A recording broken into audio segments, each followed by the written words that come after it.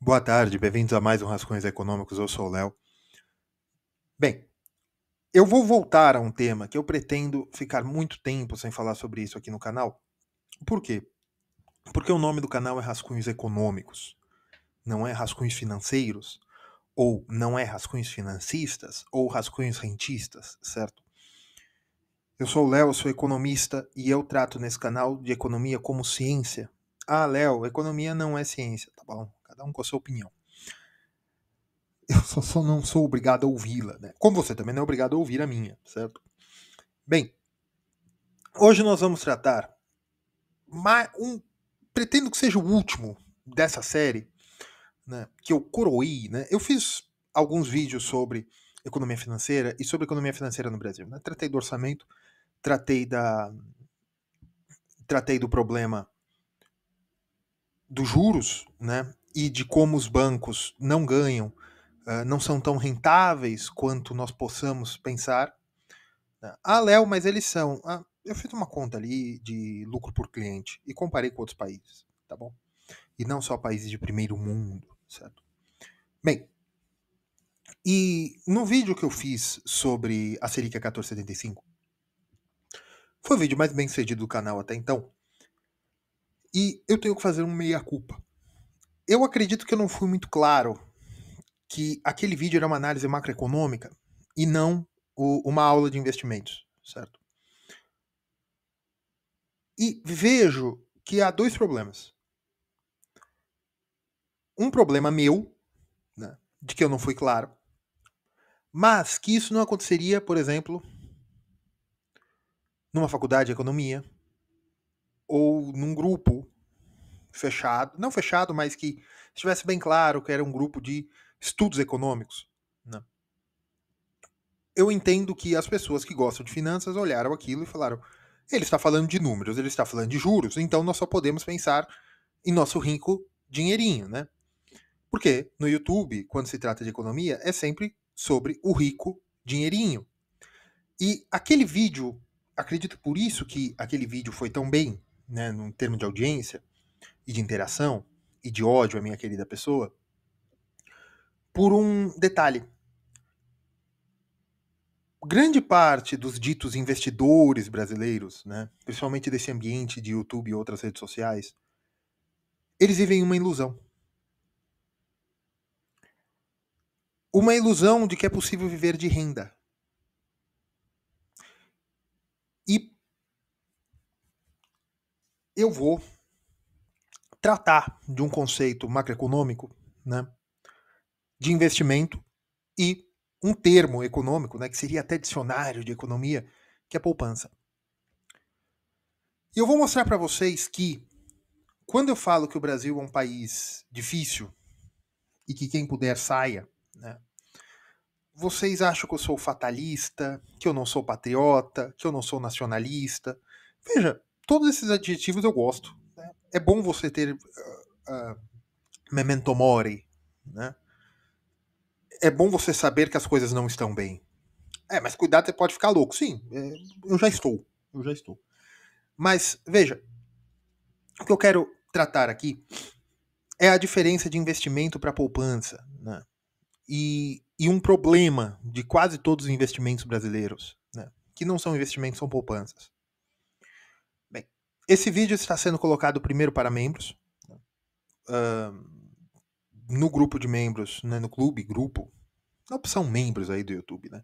Aquele que aparece verdinho e tem tipo um selinho assim, que se você não tiver assinatura, você não assiste.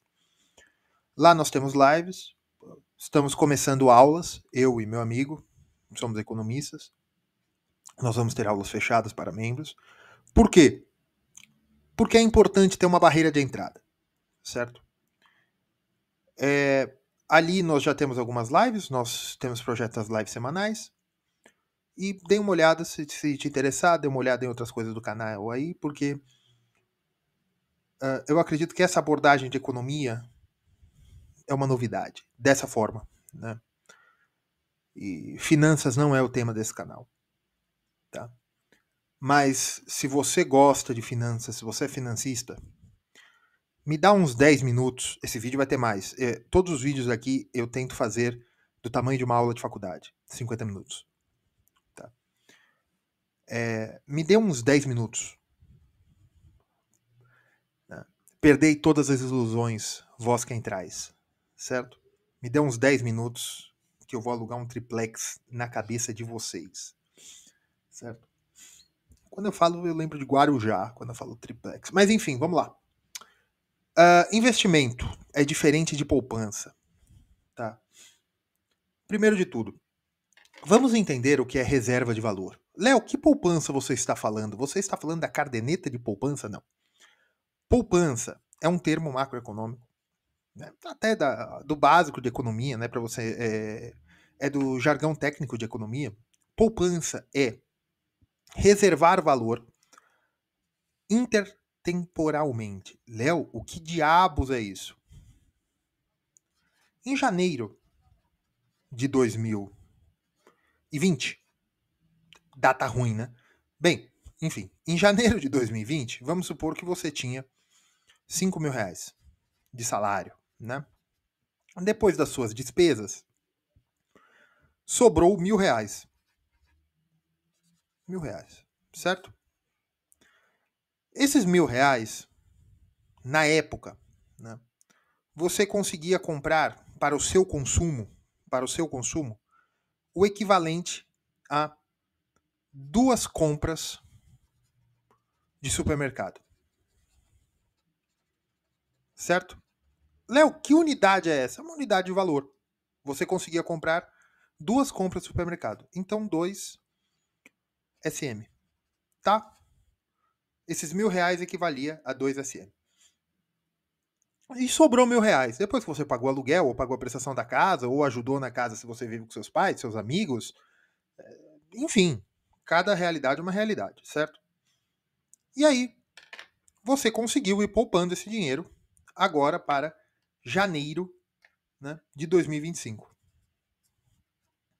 Nós estamos em maio, mas só para... Né? E aí você viu que você continua tendo esses 1.000 reais que você guardou daquela época. Só que hoje, esses 1.000 reais não pagam pagam uma compra e meia de supermercado. Né?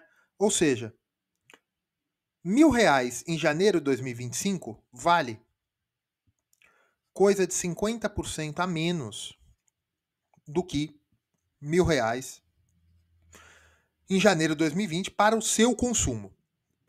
Isso é importante.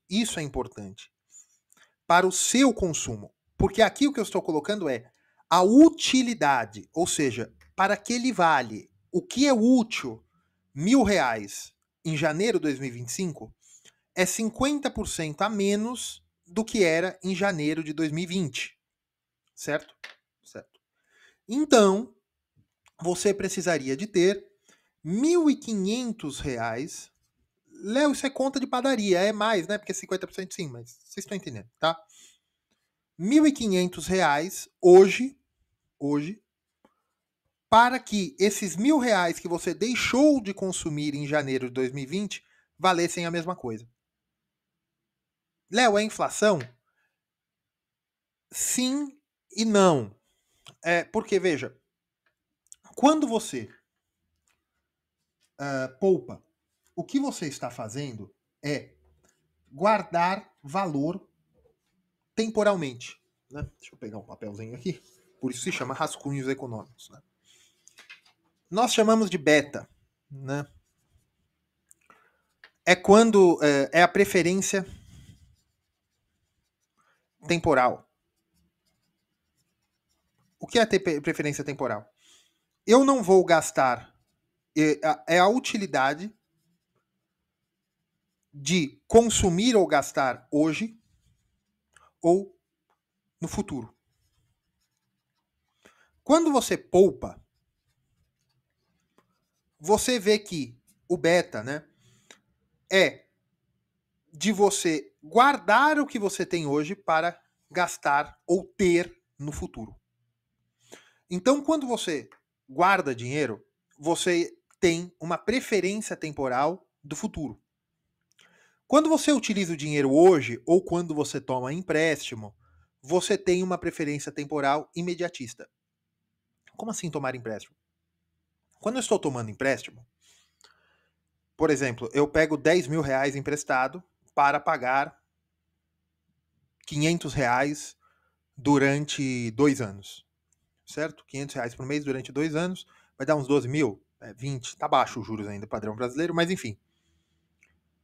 Então, o que eu estou entendendo? Que para mim é preferível ter 10 mil reais hoje do que 12 mil reais daqui 2 anos. Por quê? Porque se eu guardar 500 reais durante 2 anos, eu vou ter 12 mil reais, certo? Só que se eu pegar 10 mil agora e pagar 500 reais todo mês para o banco, eu vou ter 10 mil agora e não vou ter os 12 mil. Vocês entendem o que eu quero dizer? Então, quando você toma empréstimo, é porque sua preferência temporal é imediatista. Ah, Léo, mas não é minha preferência temporal, é que aconteceu uma emergência, eu tenho que fazer isso, tenho que fazer aquilo. Sim, mas veja, isso é frio. Por que frio? Porque a emergência faz você ter que resolver problemas agora. Então, isso faz você querer abrir mão de consumo ou reserva de valor ou liquidez futura para tê-la agora. Então, quando você toma um empréstimo, você está tendo preferência temporal imediatista. E quando você poupa dinheiro, você diz, porque com esses 500 reais eu poderia comprar um PlayStation, um Xbox, um computador, um celular, eu pagando por mês. E veja, esse pagar por mês, eu estou partindo do princípio que é sem juros. Sem juros não existe muito bem. Tanto não existe que hoje as lojas podem dar desconto por pagamento à vista no dinheiro ou no Pix, né? Antigamente, é que eu tô velho, né? Mas há 10 anos atrás, antes do governo Temer, não podia, né? Elas não podiam fazer essa diferenciação de cartão de crédito, da taxinha do cartão de crédito para o pagamento à vista. Ah, Léo, mas a taxa não é sobre dinheiro, é sobre quanto ele paga para a operadora. Sim, sim. Mas, para você entra como juros. Porque se você pagar à vista, você tem um desconto. Ah, Léo, mas se eu pagar no cartão em 10 vezes sem juros, eu vou pagar 5 mil reais. Se eu levar na loja e pagar no dinheiro, eu vou pagar 5 mil, eu vou pagar 4.900. É, é. Não dá nem 10%. Mas uns 5%, uns 2% dá. 2 a 3%, né? Que é juros. É mais do que rendeu. Ai, é mais do que rendeu a CDI em dólar em 10 anos. Mas enfim. Bem, o que eu estou querendo dizer é o seguinte. Vocês entenderam a preferência temporal, o beta? Quando você poupa dinheiro, você tem uma preferência temporal de reservar valor. Pegar o dinheiro, a disponibilidade, a capacidade de troca que você tem hoje e levá-la para o futuro. Nesse exemplo que eu dei aqui, eu mensurei por compras no supermercado. Que compras, né? A cesta de compra normal que a pessoa faz, em 2020, com aqueles R$ 1.000, ela podia comprar 2 vezes aquela compra mensal, vamos dizer assim, que ela precisa para consumo dela. E hoje, esses mesmos R$ 1.000 só compram uma vez e meia, não chega a 2 vezes. Né? Então, R$ 1.000 é 50% menos útil do que era para você em 2020. Muito bem, muito bem. Então, Léo, então não valeria a pena eu reservar esse valor. Por que não valeria a pena reservar esse valor? Porque eu estou consumindo menos. Sim. Mas veja, eu coloquei compra do supermercado por quê? Porque utilizar aquele dinheiro em 2020 também não lhe daria mais utilidade. Por quê? Porque você já havia comprado as compras no supermercado. Comprar mais uma vez não lhe traria mais valor. Você poderia melhorar a qualidade dos produtos que você estava consumindo. Em vez de comprar um peito de frango, você poderia ter comprado uma picanha, um contrafilé. Né? Vocês entendem o que eu quero dizer? Em vez de vocês comprarem uma água mineral nacional, vocês poderiam comprar aquelas francesas caras, tal. Vejam, vocês entendem o que eu quero dizer? Que reservar valor é quando aquele dinheiro tem mais utilidade no futuro do que hoje, tá? E isso é uma das formas, também tem, mas eu digo, não lhe adiantaria utilizar aquele dinheiro. Por quê? Porque eu não tinha utilidade. Eu já tinha comprado as compras do mês. Então eu estou reservando para que eu tenha mais valor no futuro? Não. Eu estou reservando para que eu tenha o mesmo valor no futuro. O problema é que, por inflação ou por outras coisas que não são apenas inflação, esse valor não se mantém ao longo do tempo. E não se mantendo ao longo do tempo, o valor vai sendo corroído. Né? E aí, existem algumas soluções, alguma engenharia financeira, de que uma pessoa que tem um beta, uma preferência temporal, a longo prazo, encontre alguém que tem uma preferência temporal imediatista. Léo, como assim? Este camarada quer guardar dinheiro, né? Ele está guardando 1.000. E esse daqui quer consumir 1.000 hoje. Ele quer consumir 1.000 hoje. Né?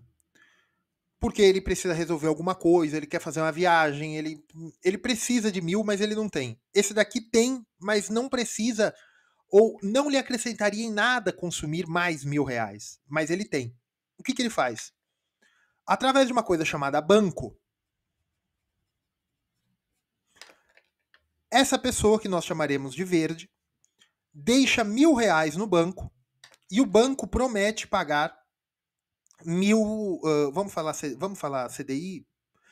Vamos arbitrar o CDI numericamente igual a Selic? Vamos por 14,75. Tá?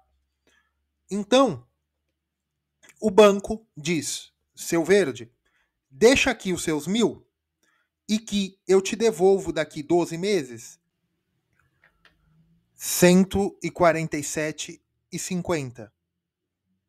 Esqueci a vírgula aqui, né? 147,50, que no total vai ser 1.147,50, né? Que vai ser o montante. Esse aqui é o ganho, né? Esse aqui é o ganho do juro, esse aqui é o montante. Certo? E o banco vai emprestar para o seu vermelho. Ele fala, seu vermelho, você está precisando de 1.000? Eu lhe empresto 1.000, eu lhe dou 1.000 agora, e você me devolve 1.400. Léo, 1.400 é muito. Se for uma empresa, por duplicata, tal, né, ao decorrer de um ano, mas tudo bem, vocês estão achando muito? Tá bom, vamos por 30% no ano? 1.300. Léo, é muito. Então, banco não dá dinheiro. É normal, gente, 1.300. 1.300, 147,50 diferentes, vai dar uns 150 mais ou menos de spread. Mais ou menos, né? É. Vocês entendem? Então, veja. Os juros é o pagamento da temporalidade, né? Da diferença entre o beta, né? A diferença entre a preferência temporal. Se você tem uma preferência temporal para o futuro, os seus juros, você vai ganhar juros, né? Você ganha juros. Então, nós vamos dizer que o juros é positivo para você. Se você tem uma preferência temporal imediatista, o seu juros é negativo. Você paga por dinheiro. Tá? Bem, é isso. Léo, então o seu verde ganhou. Pode ser que sim. Aí você vai falar, porque a inflação não tá 14,75. Aí que tá. Inflação é índice de preço ao consumidor. Mas não importa a inflação. Isso que é muito importante. Não importa a inflação da economia. Importa a sua inflação. Como assim, Léo? Tem um corretor brasileiro. Deixa eu arrumar esses papéis, tá mexendo, sabe? Tem um corretor brasileiro, Pavone, né? Eu gosto muito de ver casas, né? Na Flórida, em Miami. Miami não, Orlando e tal. Nunca fui para Orlando, nunca fui para Miami, nunca fui para os Estados Unidos, não pretendo ir. Não tenho interesse de conhecer os Estados Unidos e de maneira alguma, certo? Meu negócio é muito mais leste europeu, É, leste europeu. Leste europeu é um lugar bom. Enfim. ah, o Pavone, eu sempre assistia, né? Depois a gente vai perdendo interesse, né? É, mas eu não acho o vídeo. É uma coisa interessantíssima. Foi um convidado lá no podcast dele, né? E eles falam sobre brasileiros que foram para os Estados Unidos, né? E que ganharam a vida, né? Começaram a fazer muito mais dinheiro do que poderiam fazer no Brasil, tal. E aí ele fala, no começo dos Estados Unidos, agora eu não lembro valores, tá? Mas no começo dos Estados Unidos, eles não falam Estados Unidos, eles falam América, eu tenho a raiva disso. Mas enfim, no começo dos Estados Unidos, nós fazíamos $200 por semana. E nós achávamos que nós estávamos ricos. Até que aí começamos a fazer $500 por semana. E depois de 6 meses fazendo $500 por semana, o dinheiro já estava curto. E depois de fazer 500, a gente ia para $750 por semana. E parecia que quando a gente ganhava 500, a gente estava ganhando mais. Por quê? É inflação? Não. À medida que você vai ganhando dinheiro, isso é microeconomia. À medida que você vai ganhando dinheiro, a utilidade do dinheiro por pecúnio, né? A utilidade de dinheiro por unidade de dinheiro diminui. Léo, como assim? Como assim? Aqui, vamos lá. Utilidade é o quanto você pode utilizar aquela coisa, certo? Tem curva de utilidade, micro, mas confie em mim. Confie em mim. Tá? Se vocês quiserem uma aula de microeconomia, com utilidade, com gráfico, na área de membros, vocês peçam, tá? Porque eu não vou ficar fazendo um monte de gráfico aqui, para vir um filho de Deus e falar que aquilo é mentira, tá bom? Vamos lá. O que eu quero dizer é que a utilidade do dinheiro diminui à medida que você vai ganhando mais dinheiro. Se você tem o seu consumo básico, você tem que pagar o seu aluguel ou a parcela do seu apartamento. Vamos colocar que você ganha R$3.000, tá? Que você use 50% para pagar um aluguel ou pagar a prestação da sua casa, enfim. Então, você tem de renda disponível, né? 1.500 está comprometido com despesa de moradia. Você tem de renda disponível 1.500. Só que dentro dessa renda você precisa comer, né? Então vamos dizer que 800 vai para alimentação. Então você tem só R$700, tá? Ou seja, o seu custo fixo é a maior parte do seu orçamento. Por que custo fixo? Porque você precisa comer. Só que dá para você diminuir a qualidade da alimentação, né? Qualidade no sentido de que você pode comer menos e pode comer coisas mais baratas e não tão boas. Mas se bem que hoje não tem muito para onde escapar, né? Porque o brasileiro consome comida barata, de maneira geral. Né? No Brasil, eu digo. Né? Porque eu sou brasileiro e eu não estou no Brasil. Então, eu quero dizer no Brasil. Né? Mas enfim, R$3.000. Se sobra 700, é um pouquinho mais que 20% de renda disponível. Né? Vamos dizer 20% de renda disponível. Não é numericamente igual a 20% da renda disponível. Tá? Se eu dobro a renda, e se a pessoa passa a ganhar R$6.000, a moradia continua 1.500, a alimentação pode subir um pouco, digamos para 1.000, né?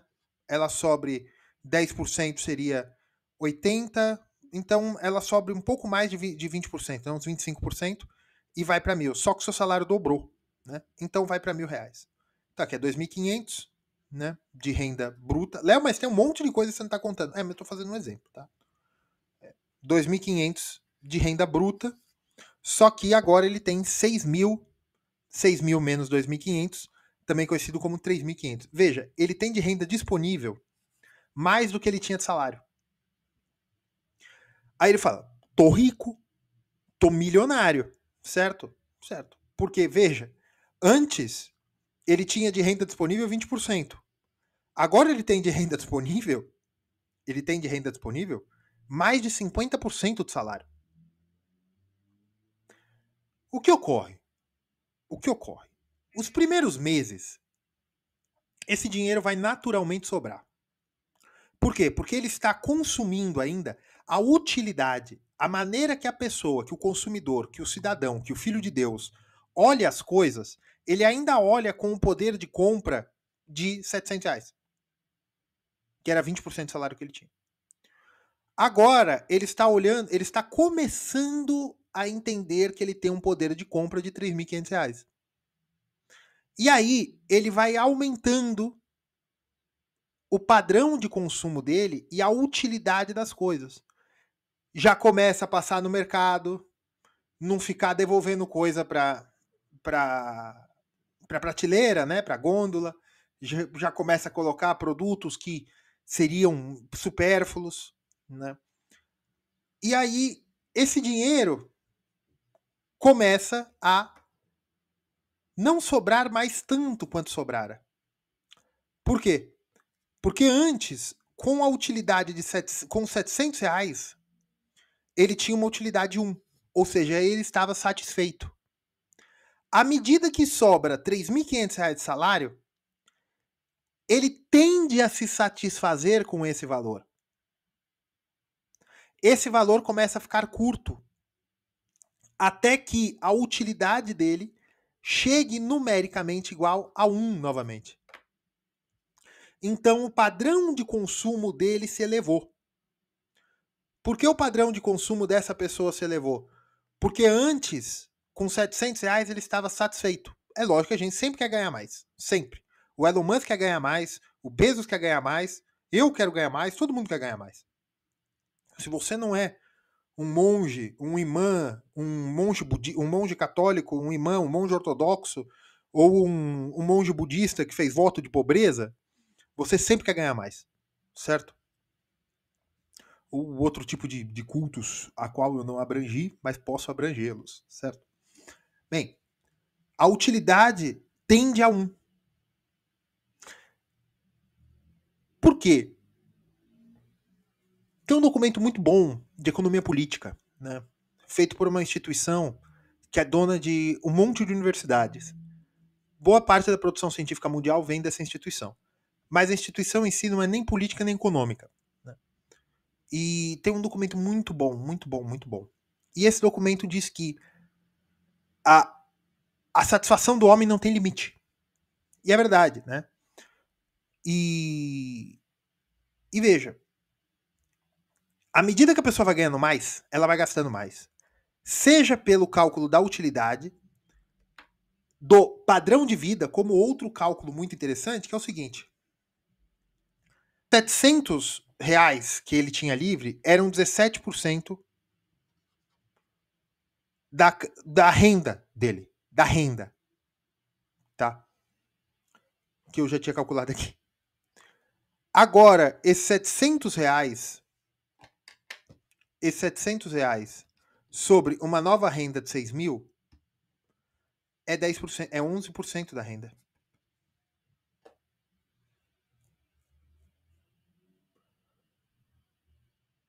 A utilidade de R$700 para ele diminuiu. Por quê? Porque ele tem mais. Léo, o que isso tem a ver com investimento? Tome muito cuidado quando vocês forem investir. Ou quando vocês forem aceitar fazer isso aqui. Por quê? Normalmente quem guarda dinheiro é porque está produzindo mais. Porque a vida está numa ascensão. Seja o exemplo desse camarada aqui que teve o salário de 3 para 6, e em vez de utilizar, ele começou a guardar. Certo? Certo. Mas ele está numa ascensão de carreira profissional, enfim, começou a ganhar mais dinheiro. Quando esse camarada começa a ganhar mais dinheiro, ele pode tentar guardar num banco, emprestando, fazendo um título CDB, enfim. Aí no final do ano ele ganhou 475. 147,50. 147,50 para quem ganha 3 mil não é muito. Para quem ganha 6 mil não é muito. R$147. Aí você vai falar, não, mas se ele aplicar todo mês 1.000, isso vai virando um juros sobre juros, a brincadeira começa a ficar bacana. Sim, começa. Mas veja, à medida que ele vai guardando, à medida que ele vai abrindo mão de consumo e colocando ali, o grosso do rendimento, na verdade, é apenas o trabalho guardado. De um valor que para ele não havia mais utilidade de utilizar, perdão, pleonasmo, ou o aparente pleonasmo. Mas se ele sacrifica consumo de coisas que ele gostaria de consumir, o prêmio de R$ 147 não é o suficiente. Ou pelo menos não deveria. Por quê? Porque vamos supor que esse camarada quisesse comprar um carro. Ou quisesse comprar um carro. E a cada R$ 1.000 que ele deixar parado no banco durante um ano, vai render 147,50, certo? Muito bem. Então, eu posso dizer que se ele deixasse R$ 10.000 guardados, ele teria R$ 1.475 de rendimento, né? O montante seria 11.475, certo? O montante. Certo? Beleza, ótimo. Mas, se ele, em vez de pagar, de deixar R$ 1.000 guardados, né? R$ 10.000 guardados durante o ano, ele fosse e comprasse uma moto. Por quê? Porque ele quer uma moto. Eu sou da época que as motos eram 6, 7 mil reais, tá? Em algum momento nessa vida, elas passaram de 6, 7 mil para 15, 20, tá bom? Mas vamos supor que hoje, vamos supor, eu não digo que dia é hoje, tá? Vamos supor que hoje a moto está na casa dos R$ 10.000. Se ele fosse comprasse a moto, ele a teria. Só que o que ele faz? Não, eu não vou comprar a moto e vou deixar o dinheiro guardado. Porque aí eu guardo e com esses 1.475 de diferença, eu compro a moto por 10 mil daqui a um ano. E esses 1.475 eu deixo mais guardado, né? Vou fazendo um rendimento. Tá? Aí vamos supor que 12 meses depois ele vai na concessionária e o novo valor da moto é 12. Léo, mas não é bem... gente, pega uns exemplos aí, puxa de cabeça, sejam honestos, tá? Podem comentar aí, mas sejam honestos. É assim que funciona. Valor de carro cresce assim. Ele cresce proporcional à taxa de juros por ano. Era 10 mil. Ah, mas veja, aqui ele compraria um modelo 2015. Aqui ele já está comprando um modelo 2016. E se ele tivesse comprado aqui, iria desvalorizar. Sim.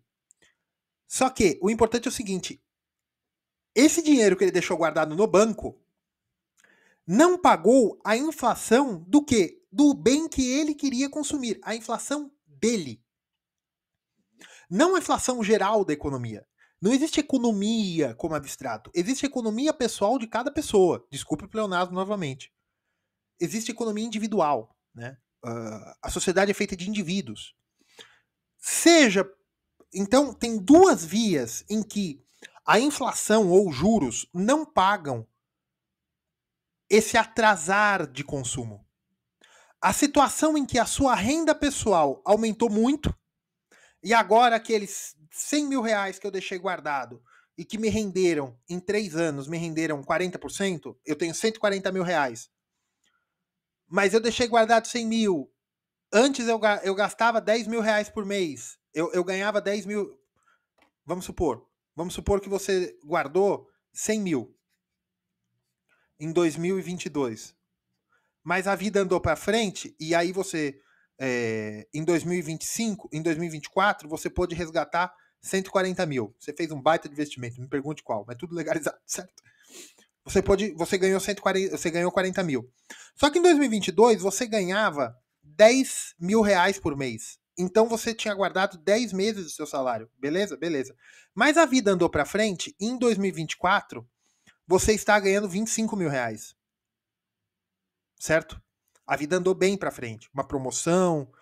ou você abriu um novo negócio, enfim. E agora você está ganhando 25 mil reais. Então você deixou guardado 4 meses do seu salário. Tá? Há 4 meses do seu salário guardado. Aqui, quando você fosse resgatar na época que você tinha 10 mil reais por mês, você estava ganhando 4 meses de salário como juros. Aqui, quando você vai resgatar, não dá nem 2 meses do seu salário. E, evidentemente, quando você ganha 25 mil reais, o seu padrão de consumo sobe. Então, a utilidade desse dinheiro que você guardou diminuiu. Léo, então você está falando que eu não devo investir? Não. Eu estou falando o seguinte. Existe uma diferença muito grande entre poupar, que é reservar valor, e investir. O que é investir? Investir é a expectativa de que no futuro você tenha mais poder de compra sobre o seu consumo do que você tem hoje. Aqui é apenas para manter o poder de compra que você tem hoje. Investimento é que no futuro você tenha um poder de compra maior do que você tem hoje, com aquela pecúnia, com aquele valor. Léo, como é que eu consigo fazer investimento? A rigor, investimento é apenas na economia real.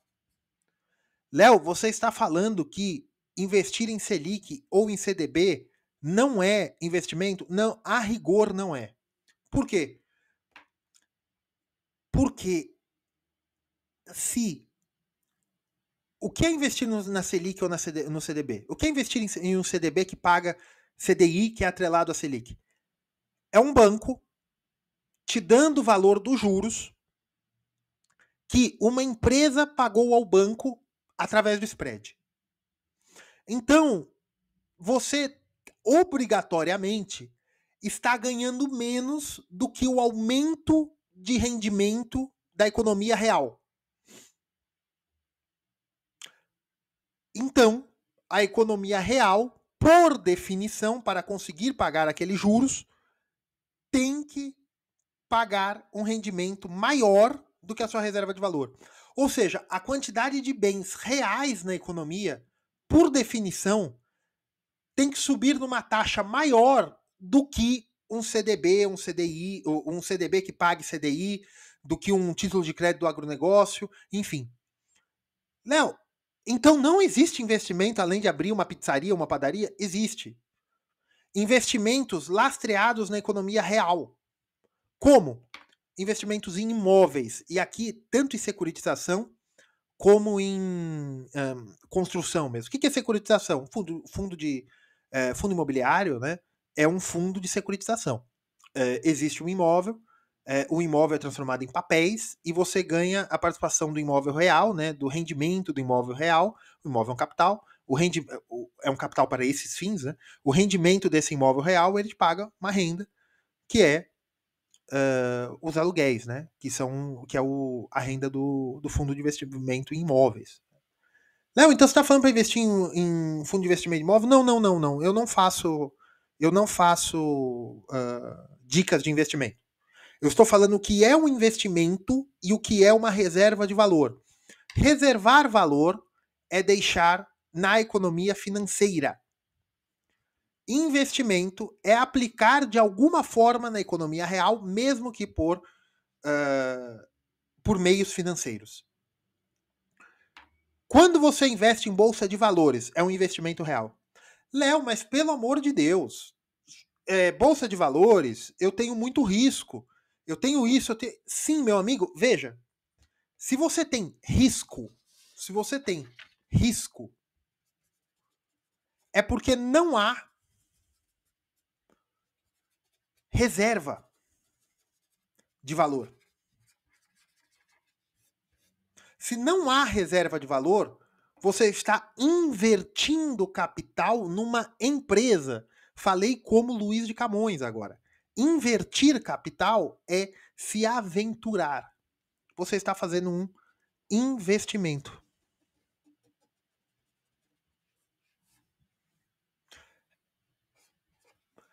Se você quer uma reserva de valor, isso se chama entesouramento.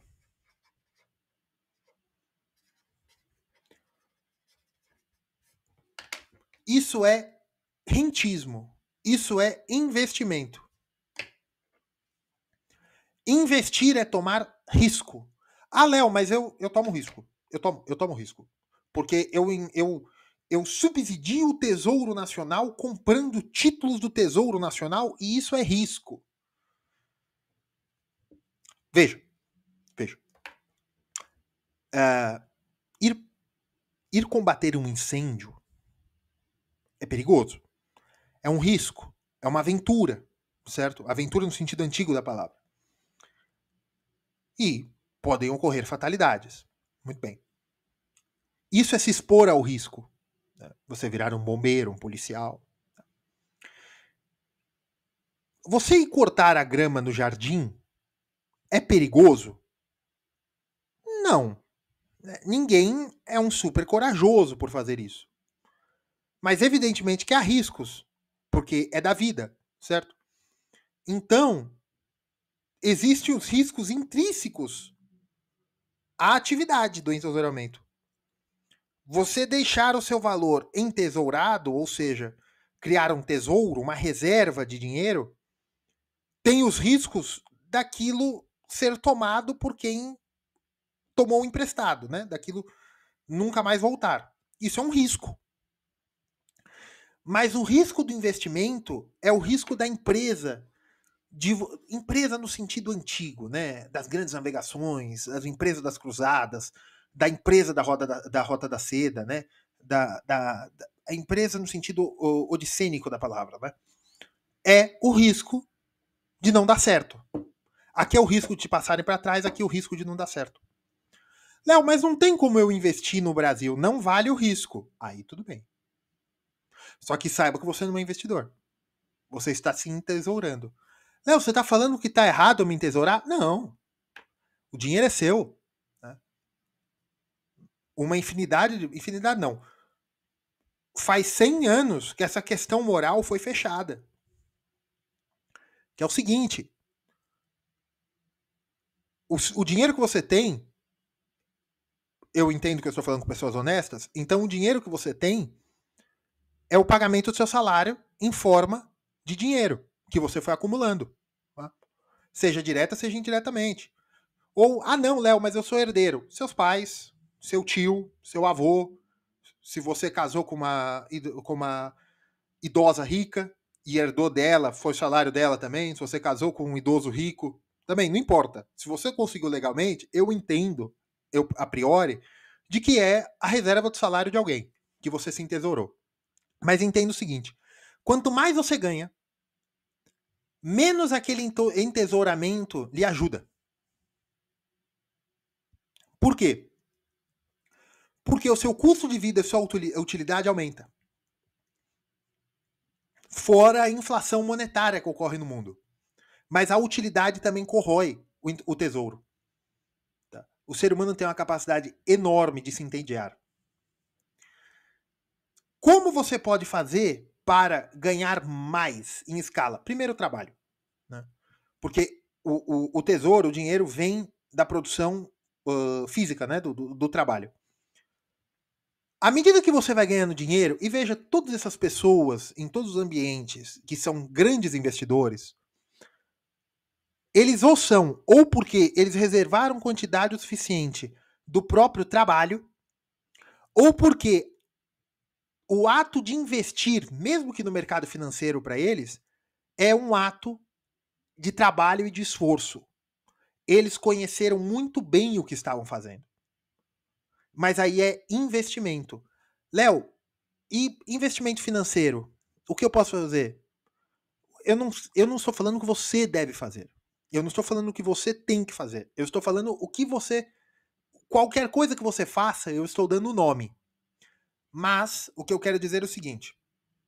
Investimento é mercado de risco. É ações, fundo imobiliário, cotas de empresas, né? Se você, mesmo que não for mesmo que não for empresa listada em bolsa, né, você entrar numa empresa que já existe, você pôr um dinheiro, tal, isso é risco. E aqui o entesouramento é reserva de valor. A reserva de valor não é nobre? Não. A economia precisa da reserva de valor. E veja, quando o banco toma dinheiro dos entesourados, né? Toma não, os entesourados deixam dinheiro no banco e o banco paga CDI, né? Uma porcentagem do CDI, evidentemente, vocês sabem, né? E o empreendedor toma dinheiro emprestado para abrir uma pizzaria, eu já fiz as contas, né? Vamos pôr 1.200 para ficar mais fácil, né? Esse aqui toma 1.000 e paga 1.200. Esse daqui deixou 1.000 e toma de volta 1.100. Certo? R$100 fica para o banco. Veja, o entesourado, o risco que ele tem é o risco do banco não pagar. E esse risco, principalmente no Brasil, é diminuto. O risco que o banco tem é do investidor, né, do empresário, não honrar o empréstimo. Por quê? Porque mesmo que o banco leve o calote, o banco tem que devolver o dinheiro para o entesourador. Beleza, tranquilo. Só que o banco tem muito mais poder de cobrar o tomador de empréstimo do que o seu João que deixou dinheiro no banco. Beleza? Ótimo. Mas e o risco que o empreendedor corre? Enorme. O cara pode acabar com a vida dele. YouTube, eu estou falando do ponto de vista metafórico. O camarada pode nunca mais se recuperar, perder mulher, perder... Ou a mulher também, né? A mulher pode perder família, os parentes podem nunca mais falar com ela, cair o padrão de vida absurdamente. Então esse é o risco do investidor. Né? O investidor, tanto no mercado real, né, na economia real, como na economia financeira. Tá bom? Então, essa é a diferença de investimento para poupança, reserva de valor. Tá? É isso aí, pessoal. Curtam, compartilhem. Valeu demais ao hype. Inscrevam-se e tornem-se membros. Abraço.